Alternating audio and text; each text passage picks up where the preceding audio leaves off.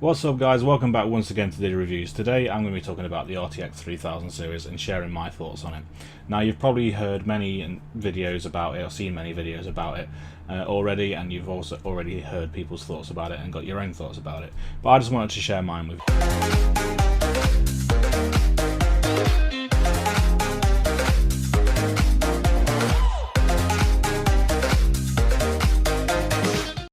Now there's a few points I want to talk about today, and the first one is going to be when in the announcement Jensen mentioned the 4 gifts that he was giving us, and originally we thought 3060, 3070, 3080 and 3090, or at least that's what we thought in the eTechnics live stream which I was watching it on, so big shout out to those guys. So that's originally what we thought was coming, and then obviously we only got the 3070, 80 and 90, so a bit confusing there. However, reading back into it and looking back over the video, I've realised what he was actually talking about. So his 4 gifts are basically the technologies that they've introduced. Apologies, I'm going to be looking at my notes, so just to jog my memory about what I'm talking about.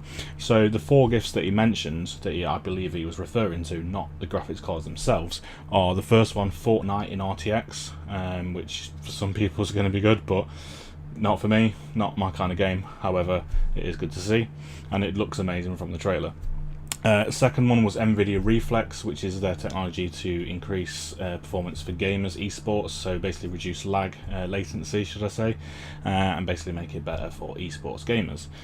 The third one was Nvidia Broadcast, which if you watch the announcement you'll see is their streaming software, so it allows you to basically put backgrounds on, make the camera follow you, all that kind of stuff. So that was a third gift. And the fourth one was the Omniverse Machinima, which is some sort of creative software. There's an app basically for it.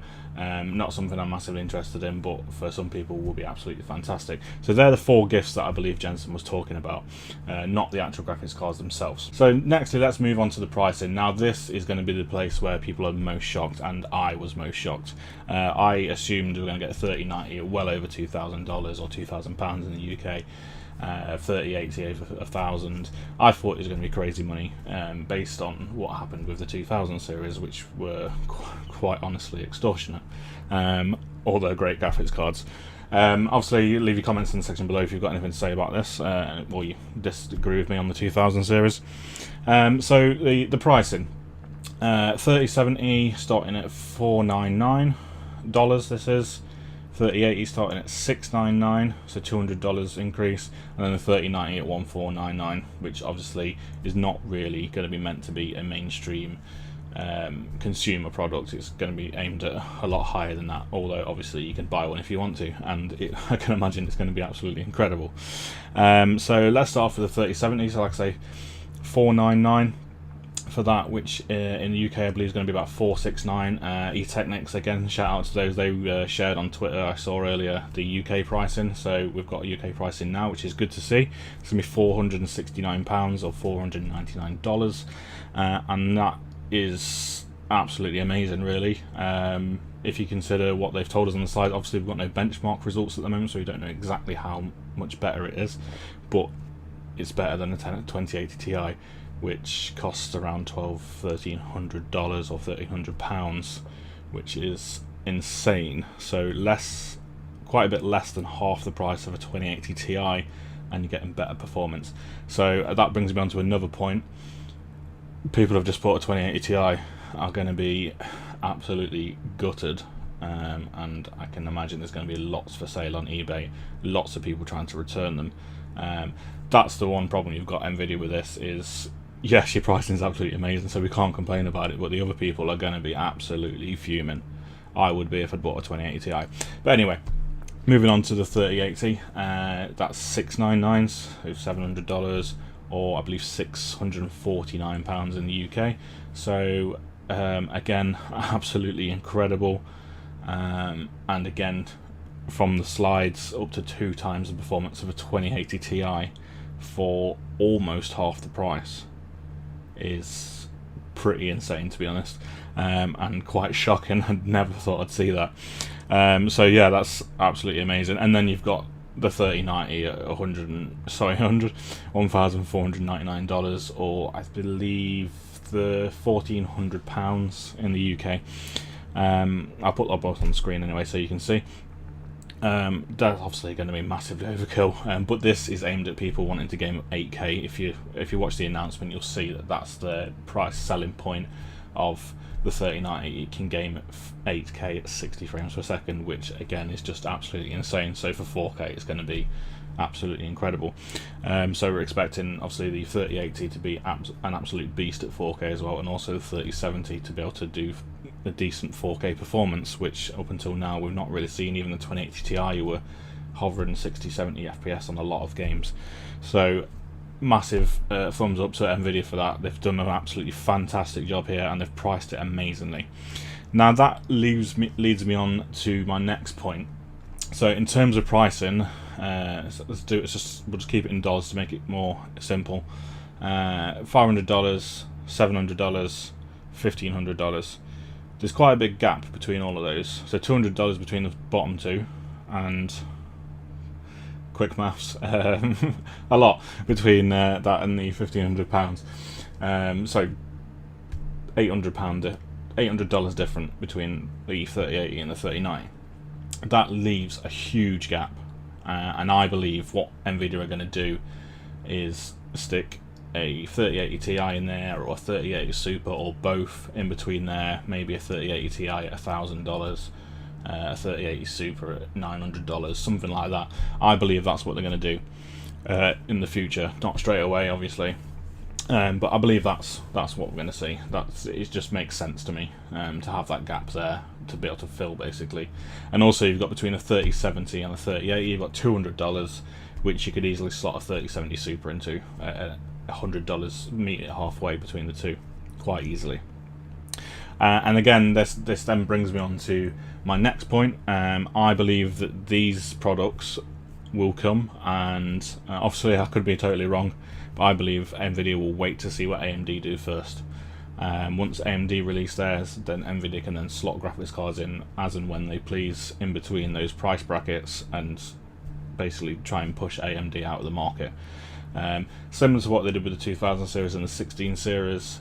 AMD released their cards, Nvidia went, look, we've got Supers, smashed in between, and obviously gave more competition to AMD, rather than AMD going, look, we've got this at this price point and it competes with this. Nvidia went, there's another one, in it goes, and it's on par. So yeah, it basically makes sense to me that that's what will happen. It just makes a lot of sense. And also they'll probably release a 3060 when AMD do something, or they may just release the 3060 when they feel like it, or when they've already planned to. Let's talk about the 3090. Yeah, expensive card, but for the performance that it promises, incredible really, I suppose. A lot of people were expecting it to be over $2,000. So I suppose it's quite a surprise. I believe that it's going to take the place of the Titan RTX, which is over $2,000, $2,500 I believe. So it's crushing a lot of things there, and it's doing really well. It's a good price point to put it in at for the really high end enthusiast. And obviously you've seen it in the announcement. It's absolutely huge, absolutely massive. I've never seen anything like it. Absolutely dwarfs the 2000 series, and makes it look tiny. So that's obviously going to be an issue for some people, depending on what cases and things they've got. But if you're spending that kind of money on a graphics card, you've probably got an absolute massive system, or you've got a bench table, or a desk case, that kind of thing. So that shouldn't be too much of a problem. So let's now talk about release dates. Obviously you probably already know most of them, but I'll just go through them just to add to this video. So start off with the 3080, which is coming on the 17th of this month, 17th of September, so not too long to wait, and hopefully AIB partners will follow shortly, normally 1 or 2 weeks. And obviously we'll yet to see what prices will be on those, and I might do an update video following this about the prices of the AIB partners. The next one along is going to be the 3090 on the 24th. Obviously I can't imagine a lot of people will be buying this for the sheer price of it, but there's people that can afford it will definitely be buying it. There's high-end enthusiasts definitely going to be getting on with that one. And then 3070, unfortunately no actual date, just basically October, so sometime in October, could be at the start, could be right at the end, who knows, but we'll find out soon, hopefully. So that's the one I'm most excited about, really, is the 3070, because of its price point and its promised specs and being better than a 2080 Ti. That's a really exciting one, and will be for most people. Most people will be going in at probably what you call mid-range, however it's better than last time's top range, so who knows. But yeah, that's what most people will be going for, I do believe. So yeah, that's the release dates. Like I say, you've probably already heard them before, but I thought I'd just cover them just for clarification.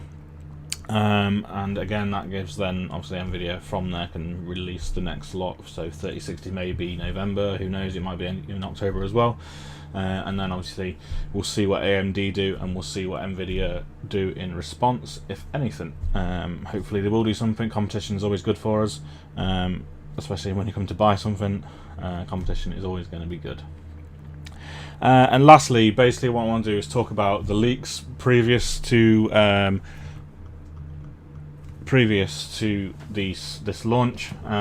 Now these were over on video cards, I think, that leaks these, and were confirmed. However, as I believe happened with the 2000 series, a lot of leaks are wrong.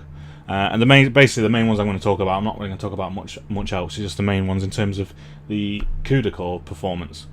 So in the leaks, it was very underwhelming, to be honest with you. We saw CUDA cores for the 3090 of 5248, which obviously, like I say, was very underwhelming at the time. Now looking at Nvidia's website, CUDA cores are 10,496, so pretty much double. Is it double? Yeah, double what they said, which is crazy. So the leaks were quite a bit wrong this time again, and that's that, really. Also, what they did get right was the memory is GDDR6X, and it is 24 gigabytes on the 3090. Now let's talk about the 3080. The leaks came out with 4,352. Again, very underwhelming at the time, and again double to 8,704. So again, an absolutely insane increase. So again, massively wrong there, but they were right with the 10 gigabyte of GDDR6X. However, a lot of leaks I did see previous, whether it's actually going to ever be a thing, was that the 3080 would come in a 10 gig and a 20 gig variant, and I believe that a lot of people said that it would just be the board partners would get the 20 gig version. However, there's been no mention of that in the actual announcement, which either means it's completely false, or it means they may come in due course, or what I personally think might happen is the 20 gig will be the 3080 Ti, for example, or 3080 Super. That's kind of my thoughts. Let me know what you think about that. It just makes sense to me. Basically, I'm just reporting what I think makes sense. Like I say, I could be massively wrong, as were a lot of the leaks, even though apparently they were confirmed. A lot of them were massively wrong. And then the 3070, in the leaks I saw, there was no CUDA cores reference. They didn't know, it was to be confirmed. But as we've seen now, it's 5,888, which is more than the 2080 Ti, which then translates to being better than the 2080 Ti, hopefully, as has been promised from Nvidia themselves. And that's it, guys. That was just my thoughts on it. It might be a bit of a long video just to hear me talking. But I just wanted to discuss it with you, and basically hopefully get some of you to give me some comments in the comment section below what you might think. If I see anything interesting, then I might do another video and basically just discuss some comments that you guys have made. But I'm always happy to hear from you, and it is really good to hear from you, so please leave any comments in the comment section below. Don't forget to give this video a thumbs up if you liked it, and don't forget to hit that subscribe button. It really helps out, and I'll see you in the next one, guys. Thank you, goodbye.